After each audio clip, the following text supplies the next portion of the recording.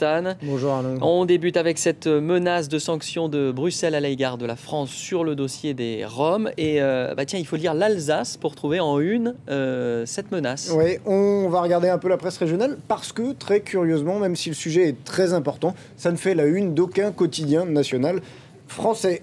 Pardon. L'Alsace, en revanche, les journaux alsaciens sont très concernés par les affaires européennes. L'Alsace en fait sa une. Rome, Bruxelles veut sanctionner la France. Il y a le Parlement de Strasbourg. Il y a le Parlement de Strasbourg, bien sûr, et un sentiment européen très fort en Alsace.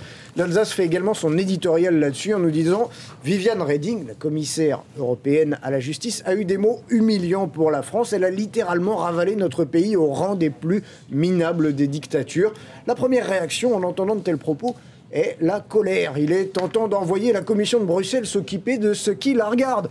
Malheureusement, ça la regarde, tout comme le Parlement européen, tout comme l'ONU, qui disent pareil. Oui, et cela les concerne. Soutien du journal L'Alsace à cette position de Viviane Reding, tout comme il y a un soutien de l'autre grand journal alsacien, les dernières nouvelles d'Alsace, les DNA. Leur édito s'appelle « Une honte au nom de ce droit européen, rien de plus logique que la France se fasse menacer de poursuite pour sa politique d'expulsion des Roms, même si cela fait mal à la patrie autoproclamée des droits de l'homme. Ce qui étonne, nous disent les DNA, est le ton de la commissaire luxembourgeoise, loin d'être une gauchiste. Ses propos témoignent d'une vraie exaspération devant le comportement du gouvernement français, devant l'attitude des ministres qui prétendent tout et le contraire dans un flottement perpétuel qui irrite nos partenaires, plus une certaine arrogance toujours prompte à donner des leçons. Et ouais, c'est cette circulaire qui a été découverte. Bien sûr, qui a mis le feu aux poudres. Qui a été envoyée au préfet, qui a mis le feu aux poudres.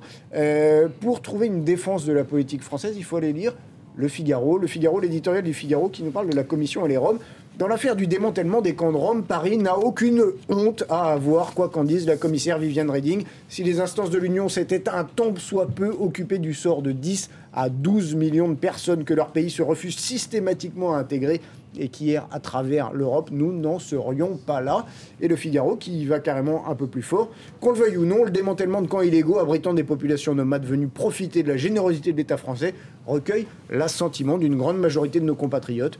Pourquoi donc devraient-ils s'accommoder de l'installation à leur porte de ces taudis où prolifèrent tous les trafics ? Le Figaro, vous voyez, n'est pas tendre dans ses mots. La Commission devrait comprendre qu'en prônant le laxisme, elle fait le lit de la xénophobie qu'elle prétend dénoncer. Voilà, un sujet qui fait débat.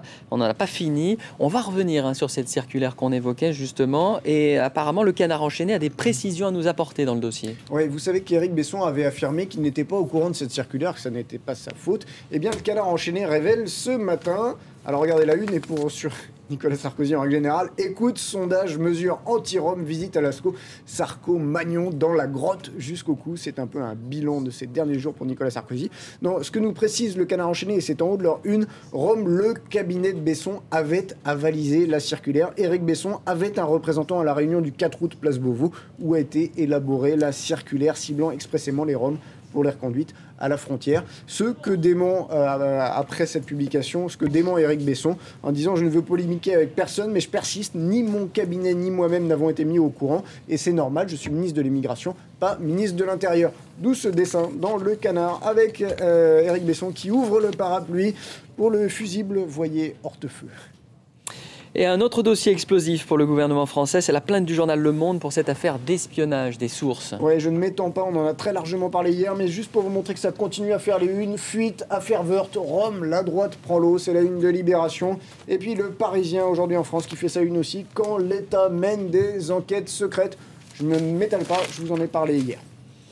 On va parler peut-être de l'image de la France, entachée, vous l'avez dit. Cela n'empêche pas certains Belges de vouloir être rattachés à l'Hexagone. Oui, et c'est le Parisien qui nous parle de ça, qui fait une pleine page sur ces Belges qui rêvent de la France. Après 2 ans de grave crise politique en Belgique, eh bien, il y a toute une partie des Belges francophones, nous dit le Parisien, enfin certains d'entre eux qui souhaiteraient être attachés à la France. Et ils font l'interview en bas de page, vous le voyez peut-être ici. Ah ben voilà, la Wallonie serait la 23e région française française. C'est une interview de Laurent Brogniet. C'est le leader, le coprésident du petit parti rattachiste Rassemblement Wallonie-France. Et donc, qui dit, c'est le moment, il y a une crise gigantesque. La France pourrait devenir la Wallonie pourrait devenir la 23e région de la France parce que la Belgique est au bord de l'éclatement. C'est le moment ou jamais. Alors, le journaliste lui dit, mais vous avez quand même des scores très faibles. Vous faites à peine 2% dans les urnes. Oui, on fait un petit score électoral, mais nos idées progressent énormément. Alors, le journaliste lui dit, mais comment on ferait pour Bruxelles ? Bruxelles, ça pose un gros problème et c'est pas directement en Wallonie, c'est pas rattaché directement à la France. Et là, ce que répond ce leader rattachiste, il suffirait de créer un couloir en annexant un certain nombre de communes très limitées dont la majorité est actuellement francophone. Pour lui, ça n'est pas un problème, ça passerait par un référendum. On le voit, en fait, c'est clairement un problème. Et interview intéressante à lire ce matin dans Le Parisien. Voilà, Wallonie, peut-être, qui sait, la 23e région Il y a du chemin française. à faire. Merci Stanislas de Saint-Hippolyte. C'était la revue de presse présentée par les hôtels Pullman. Et dans un instant, le focus sur le Venezuela, les législatives transformées en plébiscite pour ou contre Chavez, malgré l'insécurité rampante. On en parle dans un instant.